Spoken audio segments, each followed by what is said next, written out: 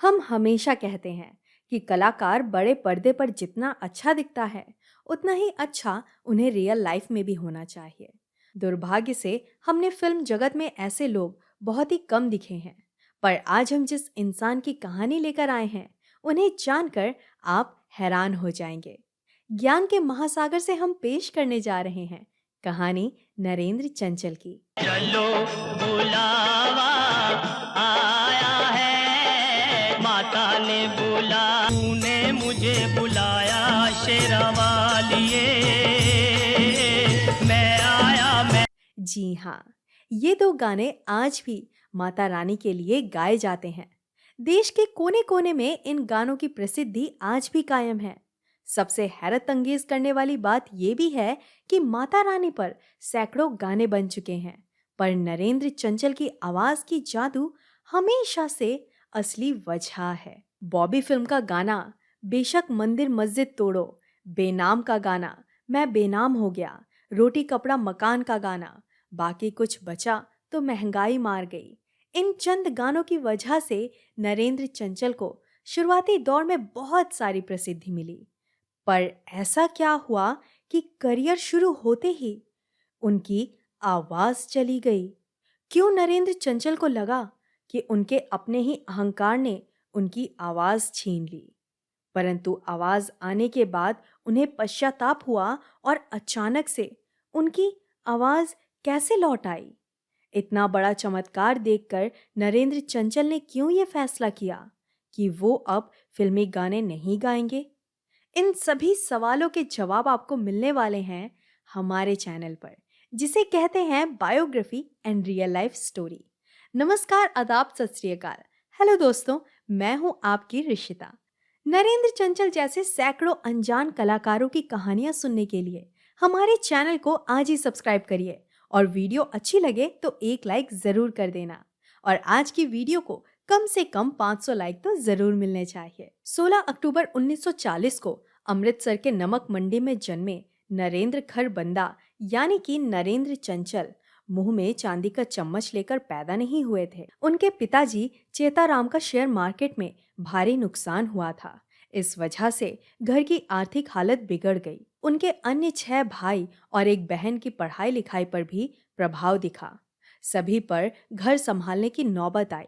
इस घड़ी में भी माँ कैलाशवती ने उन पर अच्छे संस्कार डाले और प्रतिदिन मंदिर जाने की सलाह भी दी।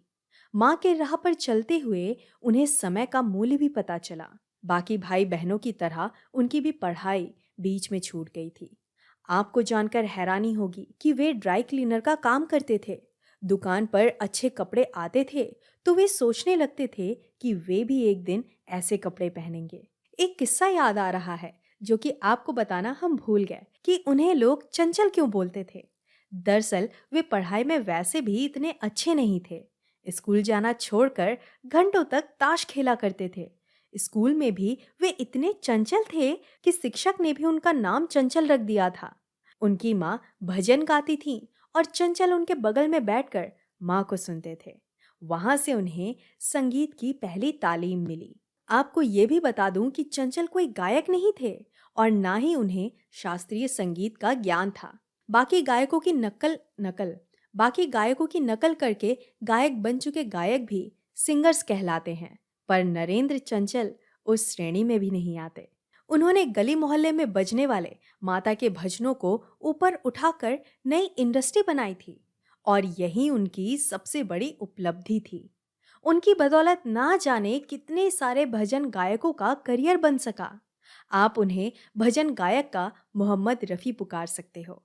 जब चंचल को पता चला कि वे माँ की तरह गा सकते हैं, तब उन्होंने प्रेम त्रिखा नामक एक संगीतकार के यहाँ सही मायने में तालीम ली। एक दिन पकौड़े खाते हुए उन्हें पेपर के टुकड़े पर मशहूर पंजाबी सूफी सिंगर बुल्ले शाह की कुछ पंक्तियां मिली। उन पंक्तियों को गीत में बदलकर उन्होंने एक गाना तैयार किया जो वे मुंबई के एक शो में गाने वाले थे। सौभाग्य से वहां राज कपूर भी उपस्थित थे। उन्हें चंचल की आवाज पसंद आई और तुरंत ही अपने ऑफिस आने का निमंत्रण भेजा। आपको ये भी जानना पड़ेगा कि नरेंद्र चंचल फिल्मों में आने से पहले माता की चौकी में भजन गाया करते थे। उनकी आवाज़ लोगों को बहुत अच्छी लगती थी, इसलिए दिल्ली में होने वाले माता के जगराता में नरेंद्र चंचल को हरदम बुलाया जाता था। राज कपूर उस वक्त बॉबी फिल्म बना रहे थे। अपनी फिल्म के लिए उन्हें एक सूफियाना आवाज़ की तलाश थी। जब राज कपूर ने शो में नरेंद्र चंचल को बुल्ले शाह की पंक्तियां गाते सुना, तो वे बहुत खुश हुए और उन्होंने शो के बाद नरेंद्र चंचल को गले लगाकर बधाई दी थी।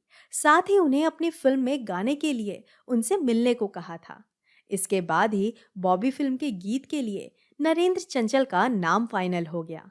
फिल्म में जहां ऋषि कपूर और डिम्पल कपाड़िया लॉन्च हुए थे, वहां नरेंद्र चंचल एक गायक के रूप में लॉन्च हुए। हालांकि सबसे हैरानी वाली बात यह भी है कि शैलेंद्र सिंह की आवाज में प्रचलित हुआ गाना मैं शायर तो नहीं भी बहुत लोकप्रिय हुआ था।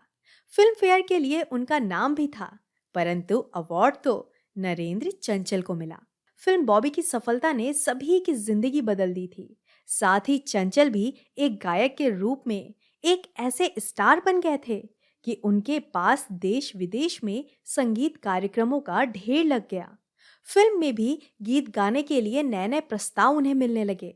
अपनी इस सफलता के दिनों में चंचल ने 1976 में नम्रता से विवाह रचा लिया। चंचल की जिंदगी में फिल्म बॉबी एक नई रोशनी, एक नई मंजिल लेकर आई थी। तो जब चंचल के यहाँ पहले बेटे का जन्म हुआ, तो उन्होंने उसका नाम भी बॉबी रख दिया। बाद में उनके यहाँ एक और पुत्र और एक पुत्री भी हुए। बॉबी के बाद उन्हें जबरदस्त लोकप्रियता मिली और वे बहुत व्यस्त हो गए। पहले के जैसे उन्हें माता की चौकी में गाना गाने का समय नहीं मिलता था। उनके जीवन में टर्निंग पॉइंट तब आया जब उनकी आवाज खुद माता ने छीन ली। वे किस्सा खुद नरेंद्र चंचल ने इन शब्दों में बयां किया है। मुझे फिल्मी गीत गाने में इतना पैसा और नाम मिल रहा था कि मुझे लगा कि अब मैं माता के भजन ना गाकर फिल्म गीतों पर ही अपना फोकस रखूंगा। सफलता का नशा मेरे सिर चढ़कर बोल रहा था। मैं उस दिन को कभी नहीं भूलता जब मैं सुबह एक शो के लिए आगरा निकलने वाला था। तब रात को काली माता के उसी मंदिर में माथा टेकने गया जहां पहले माता के गाने गाता भी था और माता रानी से अपने लिए मांगता भी था। वहां भक्तों की टोली भजन कीर्तन कर रही थी। मुझे किसी ने कहा, आए हो तो एक भजन सुनाते जाओ, लेकिन मैंने अपनी तबीयत खराब होने का बहाना बनाकर माता की भेंट गाने से इनकार कर दिया। लेकिन रात को ही कुछ ऐसा चमत्कार हुआ कि मेरी आवाज चली गई। मैं समझ गया कि माता रानी मेरे अहंकार की सजा दे रही हैं मुझे। मैंने माँ से माफ़ी मांगी, मेरा इलाज चला। तब कई दिन बाद मेरी आवाज़ वापस आई, तो मैंने फैसला किया कि अब मैं माता रानी के ही गाने गाऊंगा, उनके भजन ही गाऊंगा। बाकी तरह के फिल्म गीतों से मैंने तौबा कर ली। उसके बाद अवतार फिल्म का गाना चलो बुलावा आया है, माता ने बुलाया है, और आशा फिल्म का गाना तूने मुझे बुलाया शेरा वालिए इस कदर हिट हुआ कि आज भी वैष्णो देवी मंदिर में ये दोनों गाने बजते हैं। माता की चौकी वाले गाने हर कोई गा लेता था, पर जब भी किसी बड़े इंसान के यहाँ माता का समारोह होता था, तो भजन गाने के लिए सिर्फ और सिर्फ नरेंद्र चंचल को बुलाया जाता था। आपको ये भी बता दूं कि उन्होंने फिल्मी गीतों के साथ अहंकार से भी नाता तोड़ लिया था। इसलिए जब भी समय मिल जाता था, तो किसी गरीब इंसान के घर में जाकर भी वे भजन गाते थे। ये सिलसिला अगले 40 साल तक चलता रहा और आखिरकार 22 जनवरी 2021 को इस महान गायक ने आखिरी सांस ली।